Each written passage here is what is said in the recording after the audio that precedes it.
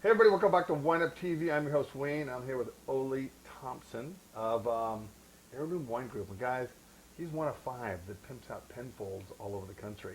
This is exciting. When we come back, he's going to tell you a little bit about himself. It's a really cool story. See you in a second.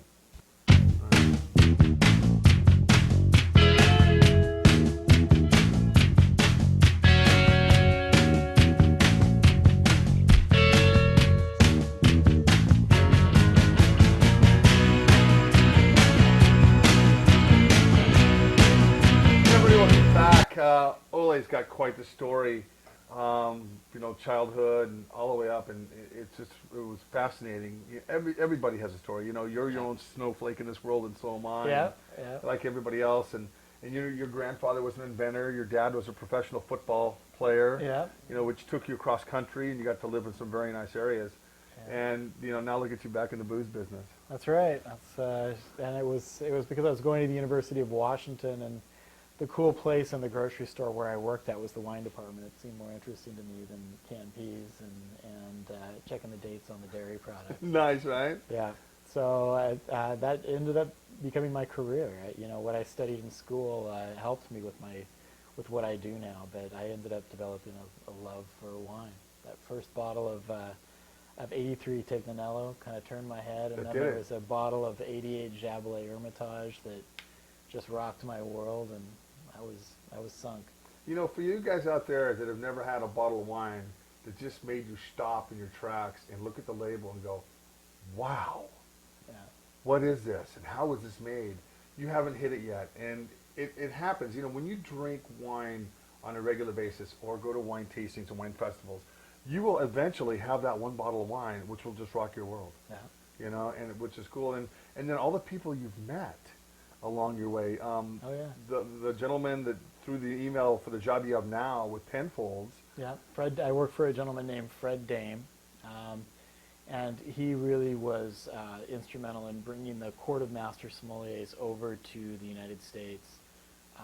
And the guy has an amazing palate, and it's a pleasure to work for him. He's the best boss I've ever had. It's a lot of fun. That's awesome. And you have a product now. Of course, your group, Heirloom Group, has 43, 44. We own 43 wineries. 43 wineries, very prominent wineries at that. At Etude and Stagg, very iconic wineries. Penfolds.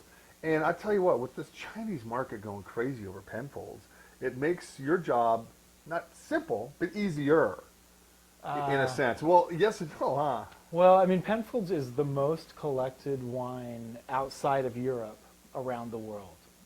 In particular, Penfolds Grange. Grange is actually listed on the Australian National Register as something that makes Australia Australia. It's the only winery, the only wine that's listed like that. The Australians take a lot of pride in it, and it's collected all over the world. And it has its own challenges to fairly divide it up and get it out there, but it's a lot of fun to sell. It's a lot of fans. I think Australia has to have a big export market because there's only, I think, 5 or 6 or 7 million people live in all of Australia. Yeah, I think it's around 20. But is it? Yeah, Okay, yeah. I think 5 or 6 or 7 million people live in what was it, Perth? Okay. Or maybe. Melbourne? I don't know. The biggest city. Sydney. Sydney. Yeah. My geography's a little off on Australia, you can tell. But when you have such a large landmass, and with only the people hugging the coast, basically, they had to have a really good export market. Yeah. And their closeness to Europe, I think that's a pretty big market right there. Well, and if you go back 100, 150 years, the Australians were the largest supplier of the British Empire of fortified wines. So they had lots of vineyards planted, and they were making a lot of wine even back 100, 150 years ago. What's kind of cool is that in Europe and the United States, a little bug that was exported from the U.S. to Europe wiped out all the wine grapes in the world. That's what we did to the French. Here, take phylloxera, will you? Yeah, exactly. Have a good day. Yep. And it never hit the Barossa Valley.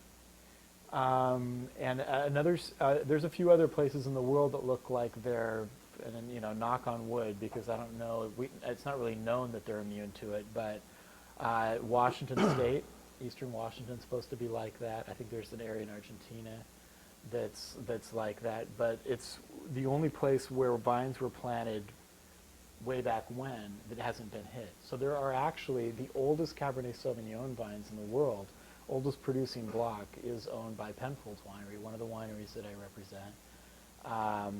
But there's lots of wines there, vineyards that have 150-year-old Shiraz, Mourvedre, and Grenache Just vines. looking at those vines themselves, Yeah. and all the weather patterns they have to live through year in, year out. Yeah. You know, there's a couple of vineyards like that in the Shenandoah Valley right here in the Sierra foothills in Northern California. Yeah.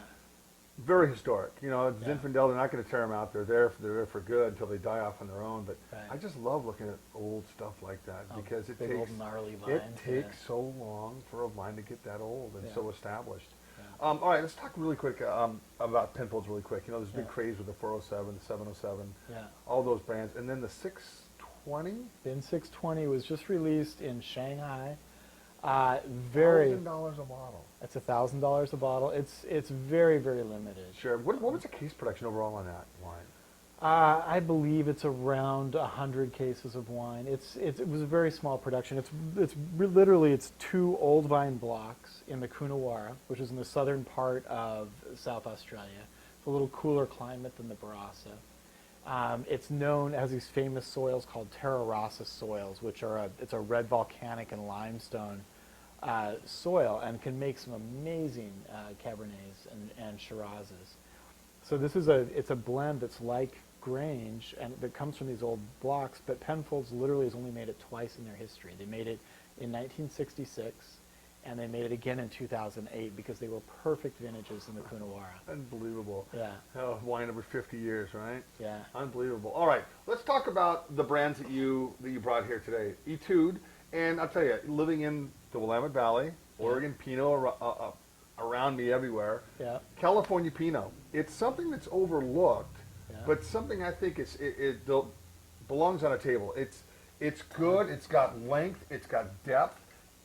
It's a bigger wine, and I think a lot of people that are into the Oregon Pinot Noirs, and like I am, I mean, you know, I promote Oregon Pinot like there's no other. But what's nice about California Pinot, it's got more of a rich roundness to it. Yeah. A little bit warmer down south. It is a little bit warmer. This is an estate vineyard called the Grace Benoit Ranch, and it's up in the northwest part of Carneros, on the Sonoma side. So it's really probably the coolest site in Carneros, which is already a cooler growing region. But even so, yeah, you're 100% right. It is a little bit warmer down there than the Willamette Valley, and there's a little bit different character to the wines because of that. Yeah, this is 2009. What's the retail roughly on this wine? Retail's about $40. $40 a bottle? Yeah. But you know, when you smell it and you compare it next to an Oregon Pinot, there's just no comparison. And, you know, Oregon is so vintage driven, whereas California, you're pretty much guaranteed to have a good vintage every single year. It is more consistent. There are areas that get affected on the Sonoma coast or in cooler areas like Carneros, but they don't tend to have the rain issues that Willamette Valley does. Delicious wine. You know, Thank you. guys, you know, for you Pinot geeks out there, try some more California Pinots. They're just a rich roundness in the whole palate. You know, there's no bitter aspects at all. Not that there are in the Oregon Pinots by any means, but these are just so much more opulent, if you will. Especially the 09 vintage. 09 was very warm here. Yeah. Made some phenomenal Yeah. Pinot Noirs here in 2009. Of course, following the great awaits. Yeah. It was nice. Yeah, those 2 good years in a row in the Willamette Valley. 09 was a really good year here as well. And this particular vineyard, the Etude's planted 2 heirloom clones, the suitcase clones from Europe. It's handled just painstakingly. It's sustainably farmed. The property, the estate that this comes from, is actually a wildlife preserve as well. You can see coyotes and herds of deer on the property. It's a pretty cool spot. So if you guys have been to Carneros kind of opens up to San Pablo Bay. So it's a beginning of Napa as you come through it. And it's the coolest region because it's really fog influenced in the morning, especially in the summertime. You know, the fog will come up Napa and it'll hit just before St. Helena area and then burn off almost every day. It's a really cool phenomenon, like a natural air conditioner. And that's what Pinot Noir likes. They like the coolness at night and the warmth during the day. But it's not going to get terribly hot in Carneros. No. Most of the time. No. Sometimes. I mean, every year is different. Right. But I mean, Calistoga, you get cooking. Yeah.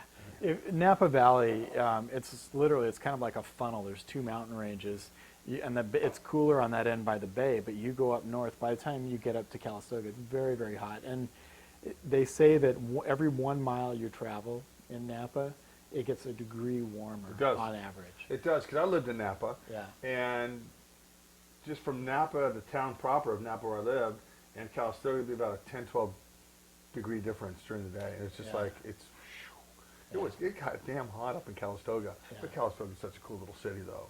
You know, but you're not going to be planting cooler weather grapes way up there. No. They're just not going to do it. You're probably not going to be growing Chardonnay and Pinot Noir.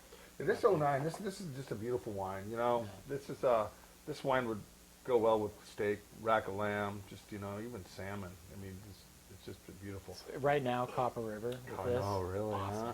Yeah. I know. You live in Seattle, man. Every time I go to the Pike Place Market, Yeah. I'm like a little kid in a candy store. I'll never get tired of that. Yeah. It's like going to I Napa love all that the place. Have you ever seen the ghost of Chief Seattle's daughter? I have not. She supposedly wanders the halls of Pike Place. And speaking of ghosts, so this is Stagg's Leap, and Stagg's Leap was originally started by. 2008. It was called Stagg's Leap Ranch originally. It was started by the Chase banking family in the 1890s. It was built as a resort. It was a restaurant. The oldest outdoor swimming pool in, I believe in California, definitely in Northern California, is on their property. It's called a swimming tank at the time. It's Really? fed by a local spring, and it wasn't heated, so they had heating rooms that you would go in, you get hot, and then you go and you jump in the cold water and jump back out. But there's so much history to this property. It was a speakeasy during Prohibition. There are many ghosts that haunt the property. There was a fire, and while it was a speakeasy, there was some ladies of the night that worked there, and a few of them died when there was this fire, and their ghosts haunt the property. One of the owners passed away on the property, and his ghost haunts the property. So it's very cool, very, very cool history. When you go onto the property, there's actually a turret that overlooks the entrances to this little valley that it's in, and so they could watch for federal agents coming up the roads. They had the outside of this place wired so they could hear people trying to sneak, onto the property. And so Stagg's Leap Winery is right next to Stagg's Leap Wine Cellars. Yes, it is. It's right next door. Yeah, and the two wineries are very friendly with each other.